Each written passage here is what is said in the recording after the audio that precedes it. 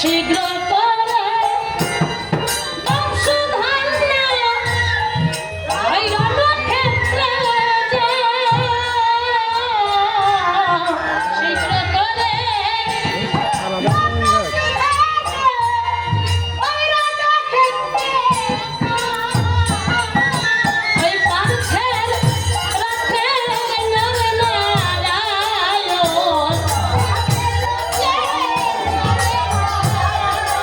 ও বাপ আমার দেখা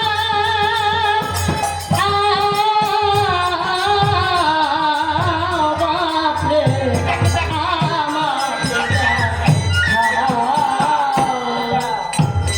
রাজা হংসদাদা রেখে বলছে একটিবার তুমি ছুটে যাও পুত্র। এবার মাতা পিতার চরণে প্রণাম করে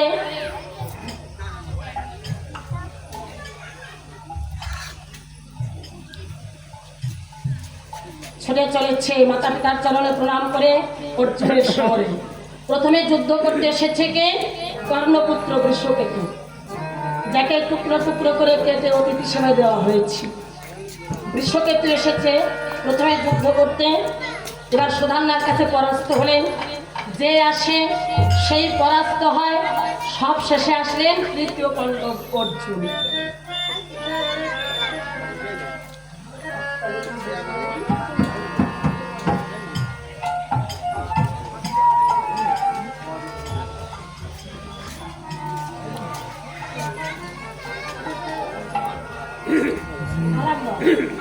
আবারও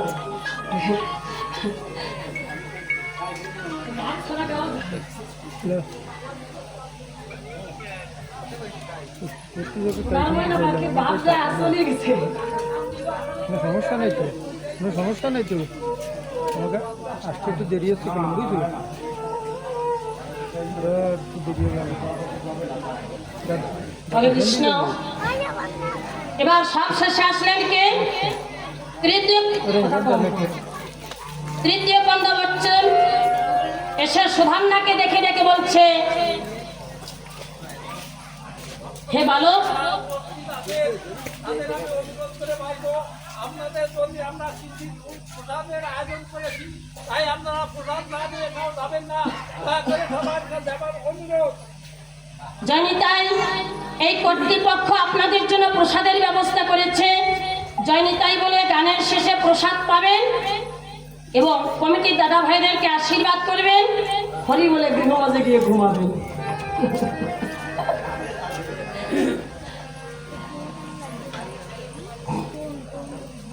একটু ঘুমায় না খেয়ে ঘুমায় এইখানে না মশাই কামড়াবে। এবার অর্জুন ডেকে বলছে, বালক তুমি তোমার মায়ের কোলে ফিরে যাও। সুধান্না ডেকে বলছে, হে মহাবীর, আপনি আমাকে বালক বলে অবজ্ঞা করবেন না, ওই ভুলটা করবেন না। আমি হতে পারি বয়সে বালক, আপনিও যোদ্ধা আমিও যোদ্ধা, আসুন দুজনে যুদ্ধ করবো। বলছে তোমাকে ভালো করে চেনো না? হ্যাঁ হ্যাঁ চিনি চিনি। বিশ্ববিজয়ী তৃতীয় পাণ্ডব অর্জুন। আপনাকে জগতে কেনা চেনে? সবাই চিনি, আমিও চিনি। তবে একটা কথা আমার কাছ থেকে শুনে বলছি, বলো তাহলে আপনার পরাজয় আমার হাতে। আচ্ছা, যে এত বড় বীর অন্তত বালকের মুখে এই কথা শুনে রাগ না হয়ে পারে? অর্জুনের বড় রাগ হয়েছে।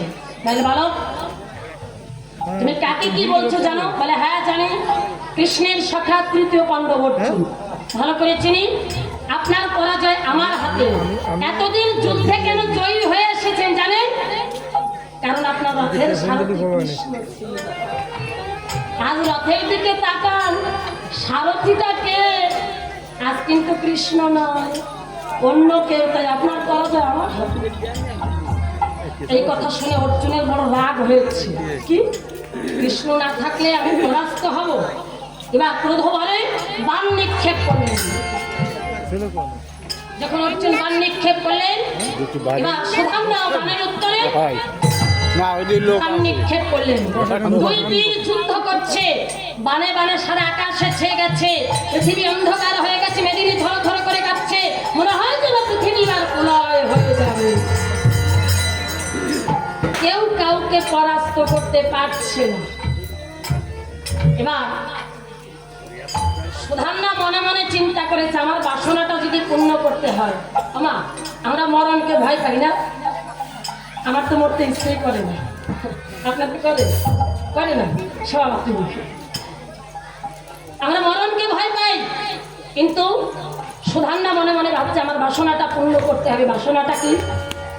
সুধান্নার একমাত্র বাসনা অর্জুনের বাণের আঘাতে যেন তার মৃত্যু হয়, আর মৃত্যুর সময় যেন কৃষ্ণকে দর্শন করতে করতে জগৎ থেকে চিরবিদায় নিতে পারে। এই বাসনাটা যদি আমার পূর্ণ করতে হয়, তাহলে আগে অর্জুনের রথের যে সারথি, ওকে বধ করতে হবে। তাই সুধান্না কি করলেন? বাণ নিক্ষেপ করলেন। বাণ নিক্ষেপ করে অর্জুনের রথের যে সারথি ছিল, ওর মস্তক থেকে দ্বিখণ্ডিত করলেন, আর অর্জুন রথ থেকে মুখা দিয়ে এবার সুধান্না ডেকে বলছে, হে মহাবীর, এবার স্বীকার করে নিন আপনার পরাজয় আমার হাতে, কারণ কৃষ্ণ ছাড়া আপনি অচল। এই কথা যখন বলেছে, অর্জুন দুটি নয়নের জল ছেড়ে দিয়ে ডেকে বলছে, ও যদি বয়সে বালক হয় ঠিক বলেছে,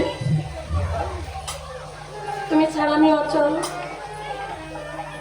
তুমি ছাড়া আমার কোনো মূল্য নাই,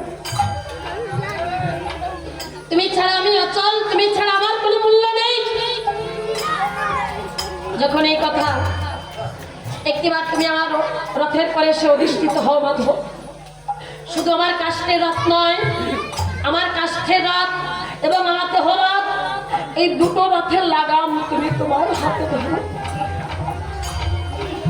অর্জুন যখন দুটি নয়নের জল ছেড়ে দিয়ে কৃষ্ণকে স্মরণ করছে, মুহূর্তের মধ্যে কৃষ্ণ আমার অর্জুনের রথের পরে সে অধিষ্ঠিত হল।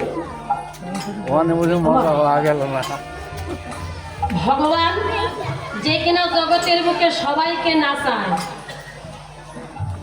তাকেও কেউ নাচাতে পারে। সে মানুষের কথায় নাচে না, তার কথায় নাচে। মা যশোদা নাচিয়েছে না গোপালকে? নাচিয়েছে। তাহলে কতটা ভক্তির বাঁধনে বাঁধলে জগতের বুকে যে সবাইকে নাচায়, তাকেও নাচানো যায়। শুধু ভক্তির বাঁধনে যদি বাধা যায়। অর্জুন এমন ভক্তির বাঁধনে বেঁধেছিল, একটা দুটো বছর নয়, একে একে 13টা বছর ভগবান তার ড্রাইভারি করেছিল, অর্থাৎ তার রথের সারথি হয়েছিল 13টা বছর। তাহলে কতটা ভক্তির বাঁধনে ভগবানকে বাঁধলে ভগবান তার রথের সারথি হয়।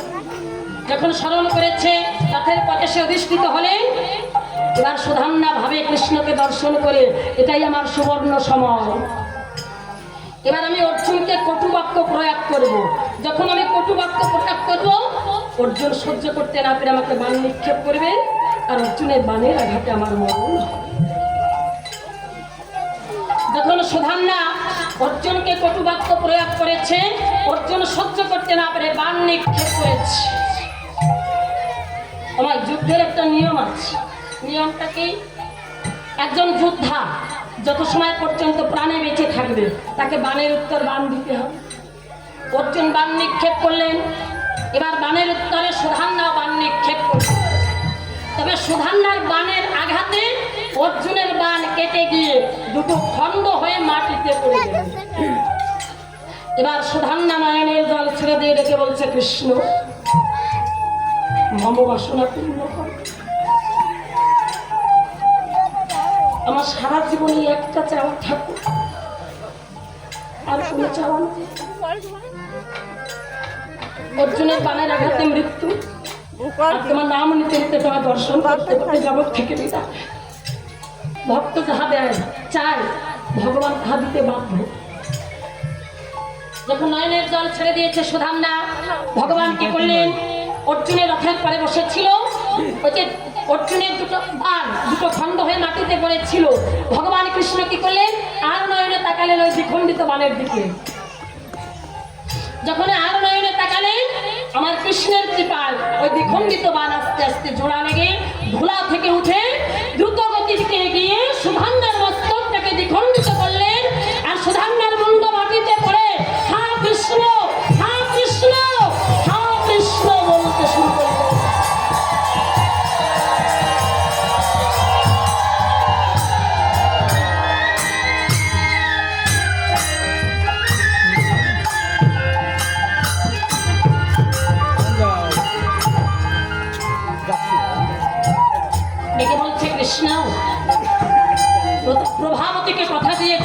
মৃত্যুর আগে তার কথা তোমায় বলবো। এই তোমার কাছে মিনতি, অভাগিনী প্রভাবতীকে তোমার চরণে ছেড়ে দিয়ে কৃষ্ণ কৃষ্ণ বলতে বলতে চিরবিদায় নিলেন সুধান্না। এবার আমার কৃষ্ণ রেখে বলেছে, কোথায় গরুর? বিনতানন্দন গরুর এসে রেখে বলছে, প্রভু বলছে, গরু বৈষ্ণবের মুন্ড, এটা নিয়ে তুমি প্রয়োগের জলে ছেড়ে দাও, প্রয়োগে তীর্থ ধন্য হবে, যাও। তাই গরুর কি করলেন? কৃষ্ণের আদেশে সুধান্নার মুন্ডটা নিয়ে আকাশ পথে চলছে। ওদিকে কৈলাসে বসেছিল শিব ঠাকুর। শিব ঠাকুর দেখে বলছে, নন্দীকে কয়ে সুলপানি ওই মুন্ডয়া দয়া খনি ওহে না বৈষ্ণবের মুন্ড দয়া দয়া করে মুন্ডয়ানো তারা করে রাখিব মোর গলে।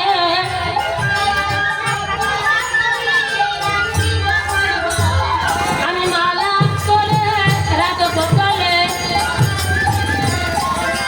আমি নাচি বজাই কৃষ্ণ বলে মালা করে রাখব গলে।